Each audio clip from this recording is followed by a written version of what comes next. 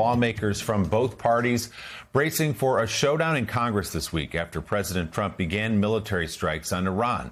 The Senate could vote as soon as today on a bipartisan war powers resolution set up by Democratic Senator Tim Kaine of Virginia to halt further military action without congressional approval, though it faces a likely veto. Some Republicans actually support that measure, including Senator Rand Paul of Kentucky, who is warning against a prolonged conflict as Iran launches retaliatory strikes and the Pentagon confirms 6 American troops have been killed. In these early days in the war with Iran and the Trump administration shifting explanations for what sparked the conflict and how it might end, our next guest says, quote, if the American people are bewildered as to what this is all about, they're in good company. Joining us now, Democratic Senator Dick Durbin of Illinois. He's the ranking member of the Judiciary Committee. Senator Durbin, good to have you with us this morning. I'm reminded that you are one of a handful of senators, 23, I think, that voted against the authorization of military force for a preemptive war against Iraq back in 2002. Here, the vote is coming after the war has begun. I think it's worth reminding people how this is supposed to work, which is that the president comes to Congress for authorization. What do you expect to happen today?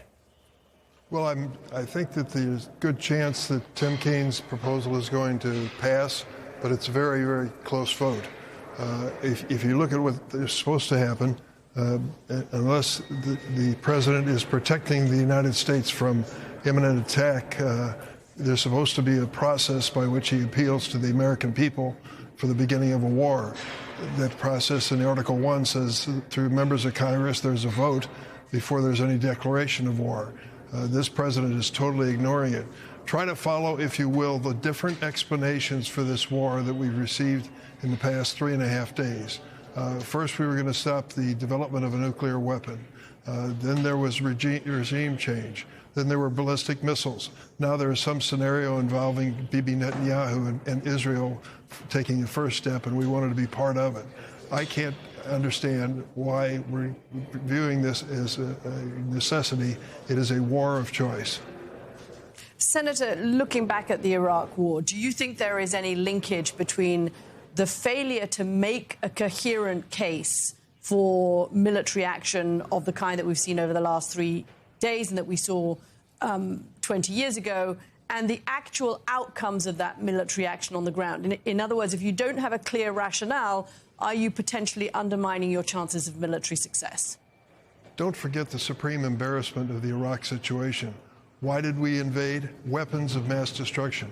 How many weapons of mass destruction did we find after we arrived? None. Zero.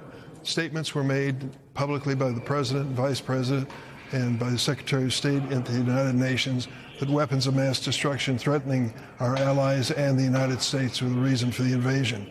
So what is the reason for the rationale for this invasion or this attack against Iran? The notion that they may be threatening our allies in the region and may be developing ballistic missiles that threaten the United States. It's the same script. Senator Durbin, today, Secretary Kristi Noem, is scheduled to appear before the Judiciary Committee.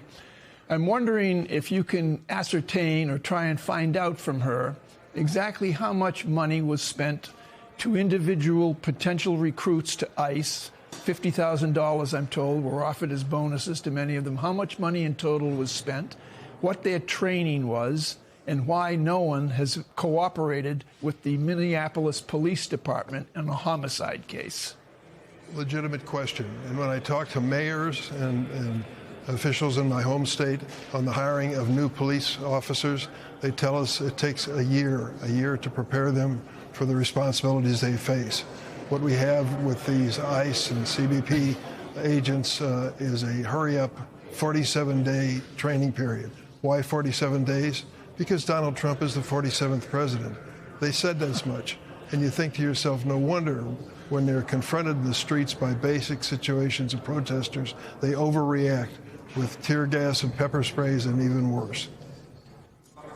So, Senator Durbin, preview for us, if you will, other questions you want to ask Secretary Noem. I mean, obviously, these ICE raids, these surges are first and foremost, but there have been a number of questions, a lot of increased scrutiny on her behavior as secretary. Remember what the president said? We're going after the rapists, murderers, terrorists, criminally insane, and people who are involved in child trafficking. And that's why we have to do these enforcement actions in Minneapolis and Chicago. What it boils down to is 85% of the people who have been detained have no criminal record whatsoever or traffic violations. They are not violent criminals by any means. This is a reign of terror and a harassment exercise by Stephen Miller because he loathes immigrants. He loathes immigrants, and he's willing to do whatever necessary to keep them living in fear and to leave the United States.